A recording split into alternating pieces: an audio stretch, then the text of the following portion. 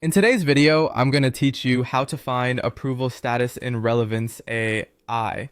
We'll walk through exactly where to go, how to locate your listing, and how to view or update its approval status so you can keep your workflow moving smoothly. By the end, you'll know how to confirm whether something is pending, approved, or rejected, all from within the listings area. First, open Relevance AI in your browser and head to your workspace. Once you're in, look to the left-hand side panel. This is your main navigation, and it's where you'll find everything you need for building and managing your projects. From that left panel, click on Relevance Builders. This section houses the tools and assets you or your team have created. Inside Relevance Builders, select Listings. The Listings page is where each item is tracked alongside key details, including its approval status. Now use the search bar at the top of the Listings page to find the specific listing you're interested in. Type the listing's name or a unique keyword. If you're not seeing it right away, try a partial name and double check spelling.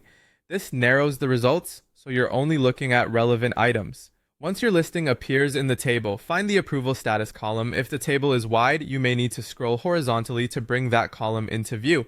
Click directly on the approval status field for the listing you want. This opens the status options. Here's what each option means, so you can choose confidently. Select Pending if the listing is still under review or waiting for a final check. Use Approved when the listing has passed review and is ready to move forward in your process. Choose Rejected when the listing does not meet the criteria or needs significant changes before it can proceed. Pick the option that accurately reflects where the listing stands right now. After you select the appropriate status, the change should appear immediately in the table. If you can view the status but can't change it, that likely means your account has view-only permissions for this area, and you may need an editor or admin to update it.